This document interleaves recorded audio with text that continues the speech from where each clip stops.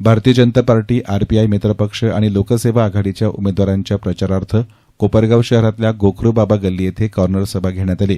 नगराध्यक्षपदाचे उमेदवार पराग संधान आणि उमेदवार सोनल अमोल अजमेरे यांनी प्रसाद बाळासाहेब आढाव यांच्या प्रचारार्थ ही कॉर्नर सभा आयोजित केली होती. याप्रसंगी अध्यक्षस्थानी शिवाजीराव गायकवाड होते, तर प्रमुख पाहुणे म्हणून युवा नेते विवेक कोल्हे, माजी नगरसेवक नसीर सय्यद, विजय आढाव, संतोष गंगवाल, माजी नगरसेवक बबलू वाणी, अशोक लकारे, बबलू गुजराती, अहमदबाई, जाकीर सय्यद आदींसह प्रभागातील नागरिक मोठ्या संख्येनं हजर होते. याप्रसंगी उपस्थितांनी आपली मनोगत व्यक्त करत भारतीय जनता पक्षाच्या उमेदवारांना निवडून देण्याचं आवाहन केलं. त्या व्यतिरिक्त महिलांना समोरच्या पाठीने फॉर्म पाठवले असतील, शिवणकाम करायचं आले ना, अगरबत्ती किंवा हे सगळे आलेच ना, आले ना फॉर्म, आले ना.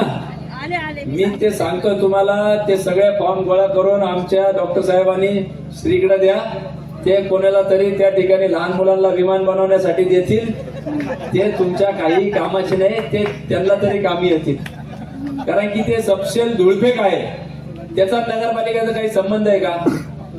ते पडले तरी करू शकता ना, त्यांना समाजसेवा करायची तर ते करू शकता. त्याला काय नगरपालिकेत पाहिजे असं थोडी आहे.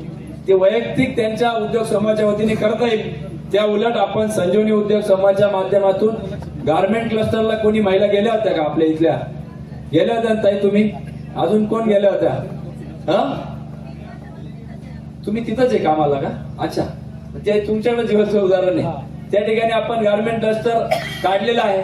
आमच्या महिला काम करता. थोडस अजून अधिकचं लक्ष आता याच्यानंतर देणार आहोत. त्या ठिकाणी आपल्याला किलर जीन्स असेल, वेगवेगळ्या चांगल्या कंपनीचे ऑर्डर्स मिळत आहे. म्हणजे फक्त बोलायसाठी नाही, तर आपण मोठ्या प्रत्यक्षात ती घटना उतरून दाखवलेली आहे. आणि म्हणून बोलण्यासारखे खूप काही गोष्टी आहेत. या ठिकाणी आम्ही काल परवाच भेट देत बबलू शेठ आम्ही फिल्ट्रेशन प्लांटला गेलो होतो. त्या ठिकाणी मासा दिसला. आम्ही म्हटलं बरं आता राजकीय पुढारी म्हणून आम्ही म्हटलं अरे मासा घे व्हिडिओ मध्ये आपल्याला दाखवायला चांगलं होईल. तर 1, 2, 3, 4, 100च्या वर मासे मेलेले होते आणि एवढी दुर्गंधी होती. म्हणजे असं वाटलं की या पाणी आपण फिल्ट्रेशन प्लांट सपशेल धुळपेक लोकांच्या डोळ्यात नगरपालिका करते. 3-3 लाख रुपये त्या ठिकाणी फिल्ट्रेशनचे नुसतं त्या प्लांटवर बिलं निघता महिन्याला, बाकीचे खर्च वेगळाच. आणि बगळे मेलेले, घाण मेलेली, कुठं बेडू काय अतिशय.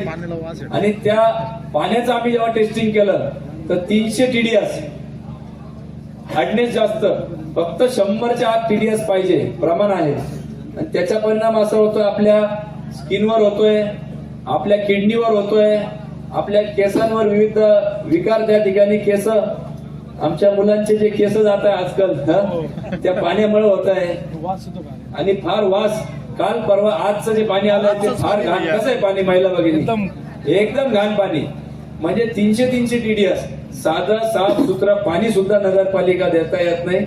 अशा नगरपालिकेचा खरं तर आपण सगळ्यांनी निषेध केला तितका कमी आहे. असे अनेक उदाहरणं आहेत. परंतु ते कशावर घेऊन जातील निवडणूक? आमच्या याला मारलं, असं केलं, भावनिक करण्याचा प्रयत्न केला. कशातही तथ्य त्या ठिकाणी नाही. त्यांच्या पायाखालची वाळू सरकलेली आहे. आपल्याला येतील आणि सांगतील एक कमळ से डरो, एक कमळाची भीती दाखवतील. अरे ते काय खातं का? आम्ही आहे ना बसलेलो या ठिकाणी ढाल म्हणून. स्वर्गीय कोल्हे साहेबांचे आम्ही सगळे अनुयायी आहोत किंवा त्यांना मानणारे आहोत. त्याच्यामुळं या ठिकाणी 10 मिनिटच झाले.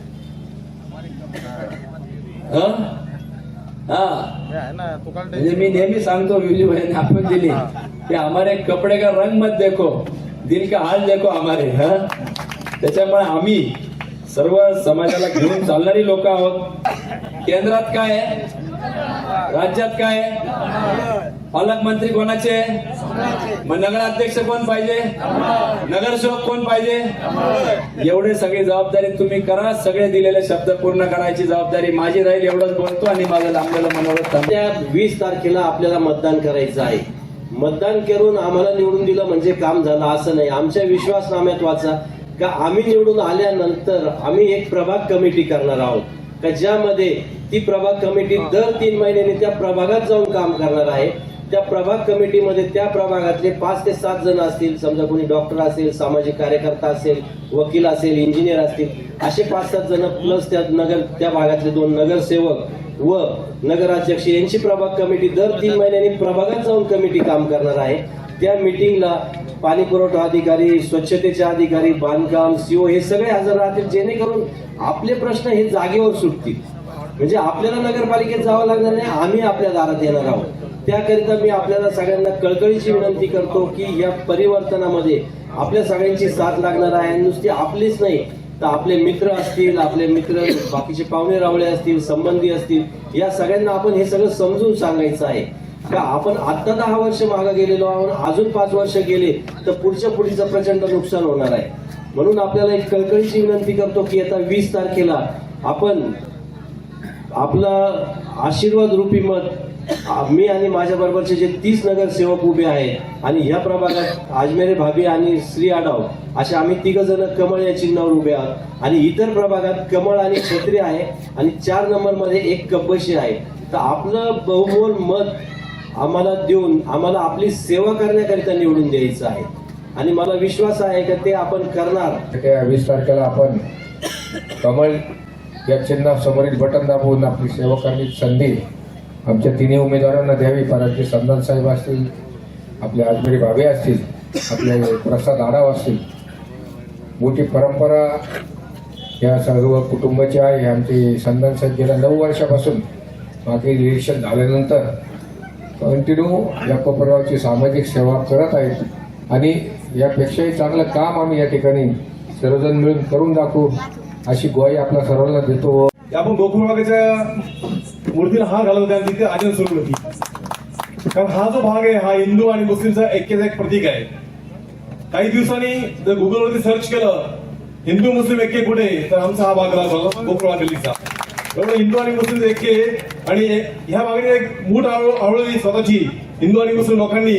निश्चितपणे भैया या ठिकाणी आपला विजय होणार आहे आणि आपले 3 उमेदवार या ठिकाणी 100% मतदान या भागातून होणार आहे. एवढी मी आपल्याला शुभेच्छा देतो. धन्यवाद. बैठ येस्तान मीडियासाठी प्रतिनिधी युसुफ रंगरेज, कोपरगाव.